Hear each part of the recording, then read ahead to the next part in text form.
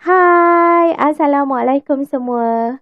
Berjumpa lagi kita dalam kelas tuition online secara percuma bersama dengan saya, Teacher Idayu bagi mata pelajaran Pendidikan Jasmani dan Kesihatan Sekolah Rendah. Dan kelas tuition ini dibawakan khas kepada anda oleh Akademi YouTuber Malaysia. Jadi apa khabar semua adik-adik? Harapkan semuanya dalam keadaan sihat dan selamat.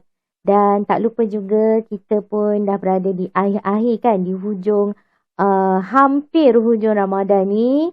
Jadi saya ucapkan juga selamat berpuasa dan kekal bertenaga walaupun kita berpuasa, tapi kita kena pastikan kita kekal sihat dan cergas. Okey? So tak sabar kita nak mulakan sesi pembelajaran kita pada hari ini. Jom kita tengok apa topik kita nak belajar malam ni. Okey? Baiklah, sebelum kita mulakan sesi pembelajaran kita pada malam ini, apa kata kita berkenalan dulu? Mungkin ada adik-adik yang baru saja mengikuti kelas tuition online Akademi YouTuber ni. Okey, nama cikgu Nurul Idayu binti Muhammad Najib. Dan sekarang kita bersiaran di channel YouTube saya, Teacher Idayu. Saya bertugas di SK Seksyen 19 Shah Alam, merupakan guru mata pelajaran Bahasa Inggeris, Pendidikan Jasmani dan juga PSV tahun 6. Okey? Alright. Okey, jadi dalam Akademi YouTuber, saya merupakan ketua panitia dan ada ramai sebenarnya guru-guru panitia PJPK Sekolah Rendah. Okey, jadi di YouTube channel saya, okey, adik-adik bolehlah lawat kalau adik pergi ke kamu semua pergi ke channel saya. Okey, bolehlah lawati channel-channel cikgu panitia PJPK Akademi YouTuber. Contohnya Cikgu Jamali, Cikgu Ninzak, Cikgu Laura, Cikgu Sabaria dengan channel beliau Jari Jemari Alia. Okey, Cikgu Yaya, ada Cikgu Zana, Cikgu Syaharum, Cikgu Ware, Cikgu Jinggo dan juga Cikgu Aisyah. Dan ada lagi ramai cikgu-cikgu yang terlibat dalam panitia PJPK Sekolah Rendah. Jadi mungkin lepas ni awak dah tonton video pembelajaran ni, bolehlah pergi melawat channel mereka.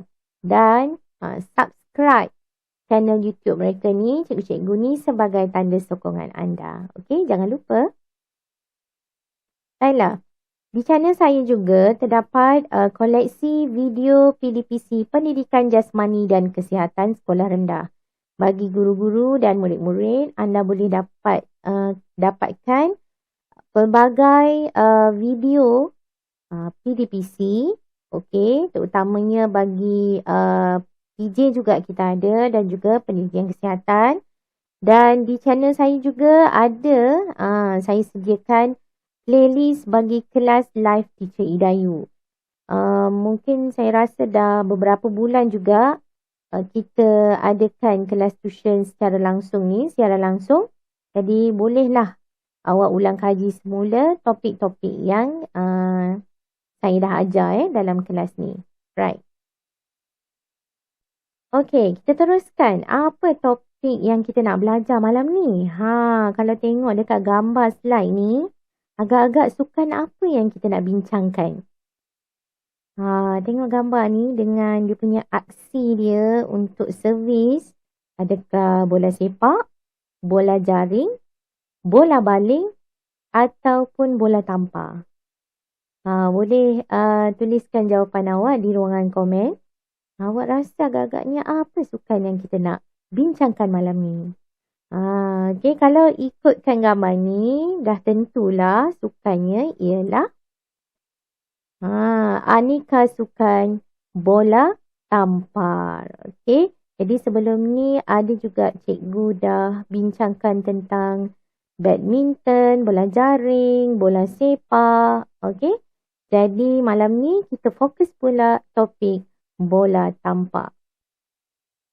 Bagi topik ini, terdapat 4 subtopik yang kita akan pelajari pada malam ni. Okey, yang pertama ialah pengenalan tentang permainan bola tampar. Yang kedua, kemahiran asas. Yang ketiga, peraturan dan undang-undang. Dan yang terakhir sekali ialah peralatan dan pakaian. Okey. Baik, kita tengok dulu subtopik yang pertama iaitu pengenalan. Okey, apa itu sukan bola tampar? Mungkin adalah sedikit maklumat yang kita nak tahu tentang bola tampar ni ya. Okey. Baiklah, bola tampar ni merupakan sukan atau permainan yang sesuai bagi lelaki dan perempuan. Jadi tak kisahlah, dia bukan hanya sukan yang fokus untuk lelaki saja, untuk perempuan saja tak. Maknanya dua-dua pun boleh main juga sukan ni. Okey, yang kedua, di Malaysia sukan ini diperkenalkan kepada murid-murid sekolah rendah. Kalau awak perasan, okey, biasanya kita akan ada perlawanan bola tampar kan, ada bola jaring, bola baling. Jadi bola tampar ni pun tak ketinggalan lah. Okey, di peringkat sekolah rendah. Okey, antara kemahiran asas dalam bola tampar ialah hantaran atas, hantaran bawah, kemahiran merejam, membuat dan menerima servis. Jadi kemahiran asas ni seorang pemain ni perlu tahu, okey, sebelum dia nak main dengan betul. Nak mewakili pasukan sekolah mesti tahu kemahiran asas ni. Okey. Okey, yang seterusnya, terdapat 2 peringkat dalam kemahiran bola tampar iaitu peringkat asas dan juga kemahiran peringkat tinggi. Biasanya kemahiran peringkat tinggi ni kalau kita mewakili negara kan, dia ada banyak sebenarnya kemahiran yang kita boleh pelajari kalau kita merupakan pemain bola tampar profesional. Contohnya ya. Okay, next. Pemain perlulah menguasai pengenalan kemahiran asas sebelum menguasai kemahiran peringkat tinggi. Ya, memang betul. Okey. Kena tahu yang basic dulu, yang asas dulu, barulah kita boleh pergi peringkat yang seterusnya.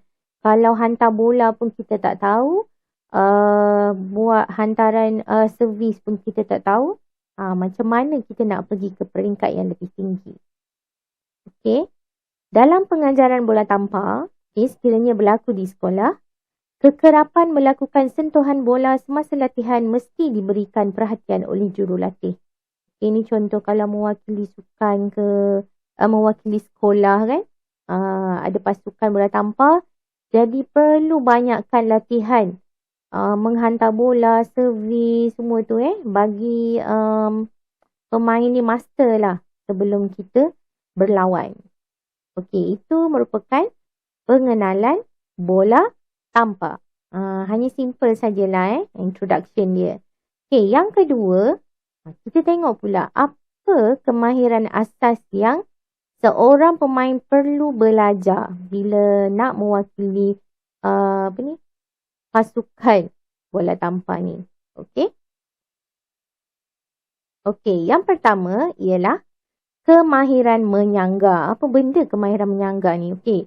Kalau awak tengok dalam gambar tu, okey, cara awak untuk memukul bola ni ialah dengan membuat tangan awak begini kan. Okey. Cara dia, kalau awak tengok tangan tu dirapatkan. Okey, macam ni. Dan awak boleh memukul bola itu menggunakan tangan tu. Kalau awak tengok gambar tu. Okey, maksud menyangga ialah kemahiran mengawal bola yang diterima. Bila awak pukul bola tu, awak boleh lambung dia. Okey. Dan kemahiran ini juga bertujuan untuk menaikkan atau melambungkan bola ke udara. Ini ialah kemahiran yang paling penting bila kita nak bermain bola tampar. Jadi kalau ada bola di rumah, bolehlah praktis. Tapi hati-hati kalau dalam rumah nanti, jangan pecah pula pasu mak awak kat rumah tu. Okey. Baiklah, kemahiran yang kedua ialah kemahiran servis. Okey, ada 2 servis iaitu yang pertama, servis bawah tangan. Okey, kita tengok gambar tu. Okey, maksudnya awak menggunakan, kalau awak biasa tangan kanan, awak akan servis menggunakan tangan kanan. Awak akan pegang bola dan melakukan servis tersebut. Okey, kalau awak gunakan tangan kiri pun tak ada masalah. Okey, ikut keselesaan masing-masing. Okey, macam mana kita nak buat servis bawah tangan ni? Yang pertama, kaki dominan di belakang. Okey, kalau dalam gambar ni, kaki kiri dia di belakang. Okey. Fleksi kedua-dua belah lutut. Maksudnya awak bengkokkan sedikit lutut awak. Okey. Pegang bola pada arah pinggang. Okey, di mana kedudukan pinggang awak. Ayun tangan dan kontak bola pada aras pinggang. Okey, pukul pada bahagian bawah bola dan tangan memukul ke arah sasaran. Okey, kalau servis ni tak betul, kemungkinan akan memberi mata kepada pihak lawan. Jadi ini antara kemahiran asas yang kita perlu belajar kalau kita nak main bola tampar. Okey, iaitu servis yang pertama. Okey, yang kedua pula ada, dia berbeza. Tadi kita buat di bawah kan, yang ini kita buat di atas. Okey, servis atas kepala namanya. Okey, sama juga kaki dominan di belakang, fleksi kedua-dua belah lutut. Yang ini awak perlu ke belakangkan sikit badan awak, posisi badan awak. Okey, bola perlu dilambung sebelum melakukan servis dan tangan memukul ke arah sasaran. Okey, awak perlu lambung dulu bola baru awak pukul. Okey, tangan tu. Perlu dalam bola tampar ni perlu kekuatan otot tangan juga. Sebab kita banyak menggunakan tangan untuk melambung bola. Okey, melakukan servis. Okay, jadi ada dua tadi kemahiran servis. Satu ialah kemahiran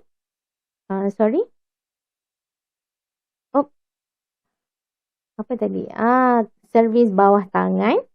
Okay, yang kedua ialah servis atas kepala. Ingat ya. Okay, next. Okay, kemahiran mengadang. Okay, kita tengok dulu gambar. Okay, ini adalah cara awak mengadang. Ini adalah jaring. Okay, jaring. Contoh mengadang ni bila pihak lawan dia cuba untuk merejam lah. Dia nak smash lah kononnya kan. Okey, awak perlu melompat. Jadi agak-agak lah. Kalau jaring ni tinggi kan. Kalau bola tampar dia agak tinggi juga.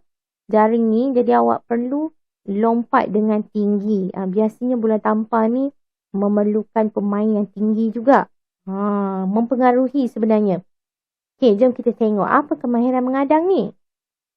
Okay, kemahiran menghalang rejaman yang dilakukan oleh pihak lawan. Okay, kalau tengok dekat sebelah sini, ini merupakan pihak lawan yang sedang melakukan rejaman. Dia macam nak smash lah. Okay? Jadi dalam kemahiran mengadang ni, memerlukan kuasa otot kaki semasa melakukan lompatan. Bukan lompat-lompat biasanya, perlu melonjak. Okay, badan dan tapak tangan menghadap jaring. Okay, ini jaring. Okay, lompat dengan kedua-dua belah kaki. Jarakkan jari-jari tangan. Okay, mata pandang arah pergerakan bola. Dan fleksikan kedua-dua belah lutut semasa mendarat. Okey, inilah dia kemahiran mengadang. Kita tengok.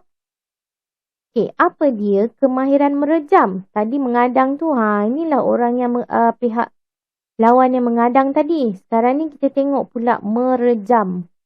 Okey, ini adalah posisi yang pertama. Macam mana awak nak merejam? Okey. Okey, apa dia kemahiran merejam? Kemahiran mematikan bola dalam gelanggang pihak lawan bagi mendapatkan mata. Okey. Caranya ialah bergerak ke arah bola. Okay, lompat dengan kedua-dua belah kaki. Kontak bola dengan tangan lurus. Okay, pukul pada bahagian atas bola. Fleksi kedua-dua belah lutut semasa mendarat. Okay, tadi apa beza dia dengan ni? Yang ini mengadang. Dia menghalang rejaman kan?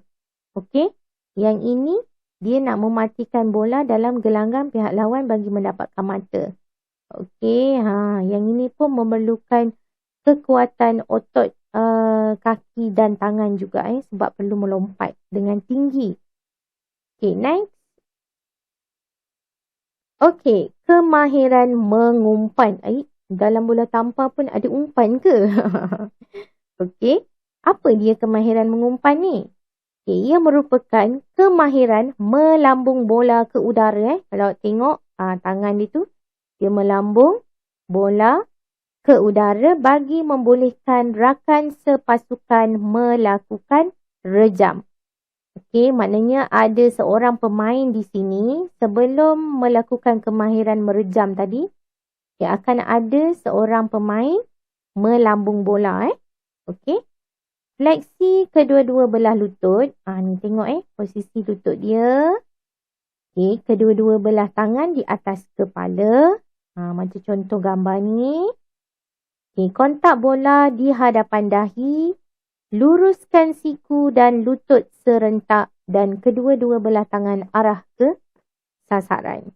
Okey, itu cara awak melambung bola untuk pemain yang seterusnya melakukan rejaman. Okey, merejam. Okey, jadi ada berapa tadi? Kemahiran mengadang, servis, merejam dan juga mengumpan. Okey, yang ini antara kemahiran asas yang kita perlu tahu bila kita bermain bola tampar. Okey. Alright, kita dah habis dah tadi kemahiran asas dalam bola tampar. Jadi, yang seterusnya, kita nak tengok pula apa peraturan dan undang-undang. Okey, dalam subtopik yang ketiga ni, cikgu hanya berkongsi secara orang kata general lah. Okey, secara am je peraturan dan undang-undang bola tampar. Sebab apa? Sebenarnya peraturan bola tampar ni sangat banyak Kalau kita nak cerita pun mungkin tak cukup masa. Terlalu banyak peraturan. Tapi kita ambil yang simple, okey, yang mudah untuk kita faham. Okey. Okey, sebelum tu kita tengok dulu posisi pemain di gelanggang. Macam mana kita nak susun atur pemain-pemain bola tampar. Okey, contoh dalam gambar ni ialah dalam Raja 1 Okey, kita tengok gambar ni, Raja 1 ni. Okey, terdapat 6 orang pemain. Okey, 6 orang pemain. Kita tengok pemain ada 1, 2, 3, 4, 5 dan 6. Okey, ada dia punya BKN ni kita tengok apa BKN ni? Okey, yang pertama ni pemain belakang kanan. Okey. Yang kedua, ni apa ni? BKN, pemain depan kanan. Yang ketiga, pemain depan tengah. Yang keempat, pemain depan kiri. Okey. Yang kelima, pemain belakang kiri. Yang keenam, pemain belakang tengah. Okey, ada 6 pemain. Jadi susunan pemain mengikut posisi putaran. Bermula daripada nombor 1 sini. Okey. Jadi, apa pula Rajah 2 ni? Apa maksudnya? Okey. Rajah 2 ni bermaksud arah putaran pemain selepas memenangi hak membuat servis. Okey. Jadi kalau dia dah menang dapat mata, dia dapat buat servis, melakukan servis. Okey, dia akan beralih mengikut anak panah tersebut. Okey. Ini arah putaran dia. Okey. Alright. So harap jelaslah tentang posisi pemain ni. Ada 6 orang pemain. Okey. Okey, jom kita tengok peraturan dan undang-undang. Yang pertama, dalam sukan permainan bola tampar, terdapat 6 orang pemain dalam satu pasukan. Jadi ada 2 pasukan kan. Jadi terdapat 12 orang lah bagi 2 pasukan. Okey, ada 2 orang pengadil. Pengadil pertama dan juga kedua. Yang ketiga, servis hanya boleh dilaksanakan selepas pengadil pertama meniup whistle. Itu sebabnya kena ada pengadil kan. Kalau tak, main suka hati je main. Okey. Dan servis perlu dilakukan oleh setiap pemain mengikut giliran yang sah. Okey. Maknanya pemain perlu tahu bila dia boleh buat servis. Bukan sesuka hati. Boleh. Yang ini boleh buat servis. Boleh tukar-tukar. Alright. Kena ikut giliran. Okay, next. Okay. Pemain yang melakukan servis tidak dibenarkan memijak garisan belakang. Okey, ada garisan, biasanya gelanggang kan, dia ada garisan. Okey, tidak dibenarkan memijak garisan belakang. Setiap pemain boleh menyentuh bola sekali sahaja. Tak boleh banyak-banyak kali. Sekali lambung, pas pula dekat pemain yang lain. Okey. Pemain boleh menyentuh bola dengan mana-mana bahagian badan. Okey, next. Kita tengok. Okey. Setiap pasukan hanya boleh menyentuh atau memainkan bola dengan 3 sentuhan sebelum menghantar ke gelanggang pihak lawan. Maksudnya ada 3 lambungan lah. Pemain 1 bagi pemain 2. Lepas tu next. Dan kali ketiga, home terus hantar ke pihak lawan. Tak boleh sampai 10-20 kali. Okay. Mungkin akan terbatal. Okay. Pengiraan ini tidak termasuk sentuhan bagi mengadang. Ingat lagi tak mengadang tu apa? Okay. Dia nak mematikan rejaman tadi kan. Nak menghalang kan. Okay. Mengadang hanya boleh dilakukan oleh pemain barisan hadapan. Okay. Yang posisi yang depan sahaja yang boleh membuat kemahiran mengadang tadi. Okay, yang belakang dia kena standby lah. Okay, untuk menjaga bola. Okay, next. Pemain barisan belakang boleh melakukan rejaman tetapi dari luar kawasan serangan.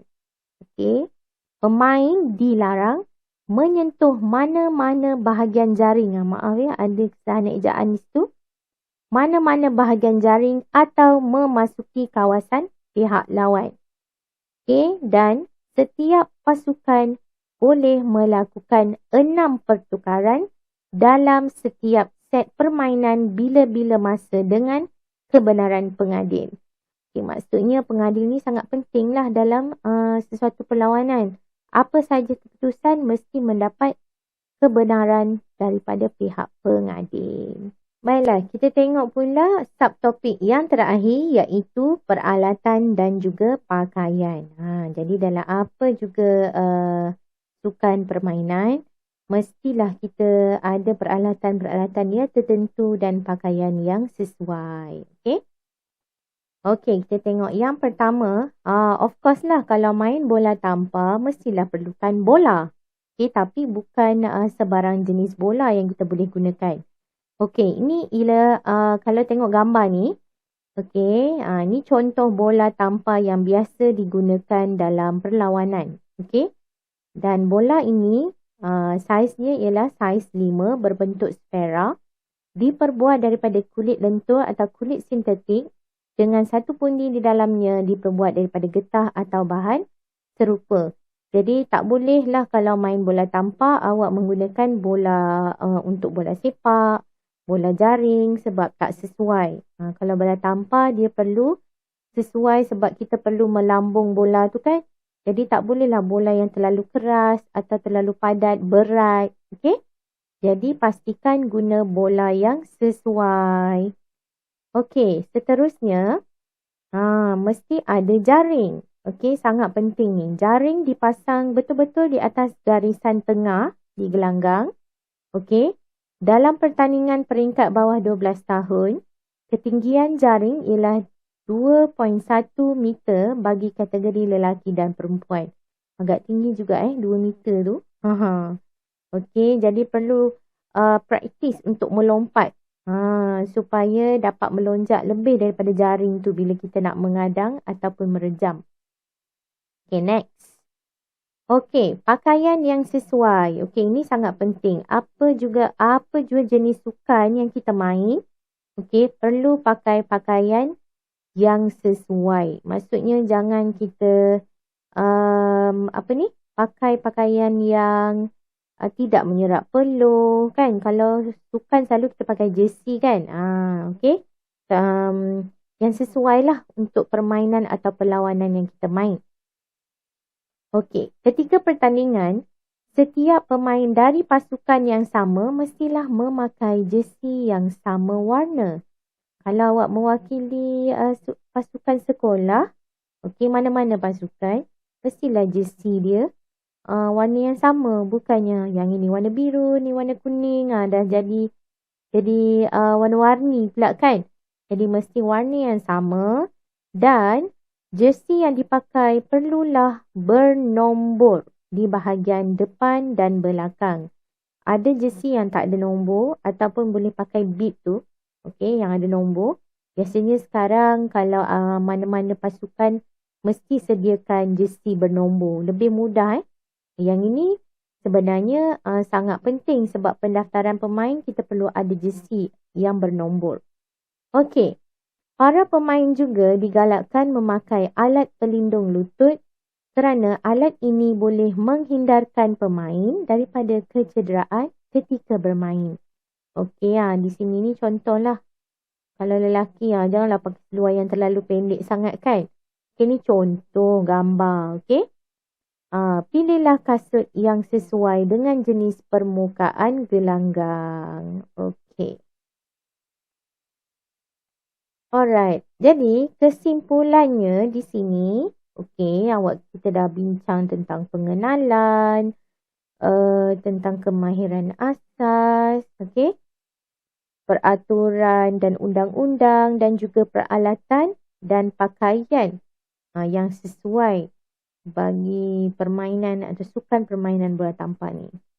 Okey, kesimpulannya setiap pemain perlulah menguasai semua kemahiran asas permainan bola tampar untuk menjadi pemain yang baik.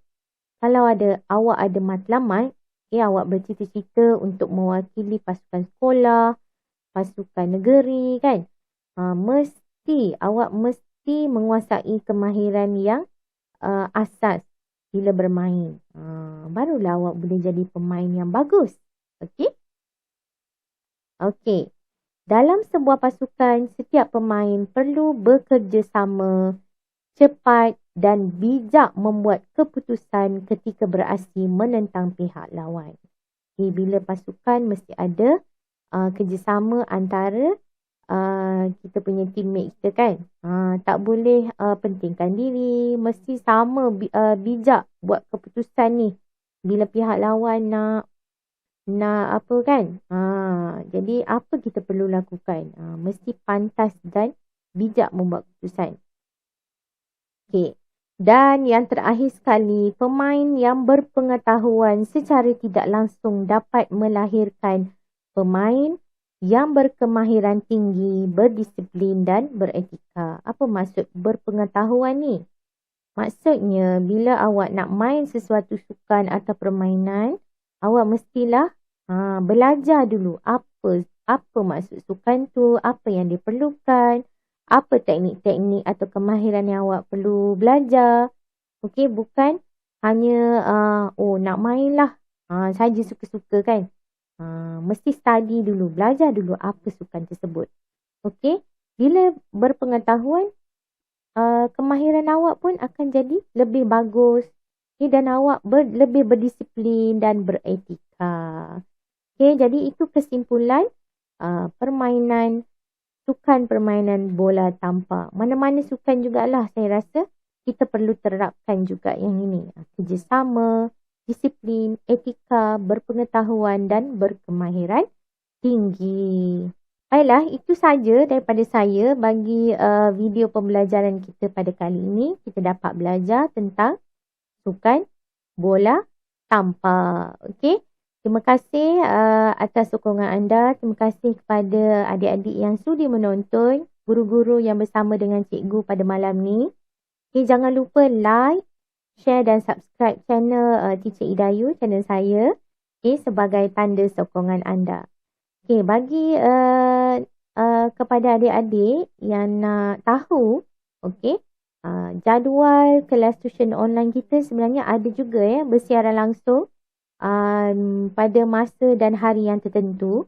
Jadi anda semua bolehlah pergi ke www.academyyoutuber.com. Okay, kat situ awak boleh klik live atau jadual tuition online. Awak akan dapat jadual bagi setiap hari. Kalau kita tidak bersiaran langsung pun akan ada video premier. Macam malam ni kan, cikgu sediakan video pembelajaran untuk awak belajar. Okey? Jadi sekian, itu sahaja daripada saya. Teruskan sokongan anda, teruskan menyokong guru-guru Akademi YouTuber, dan kita berjumpa lagi di lain hari dan masa. Hai, Assalamualaikum.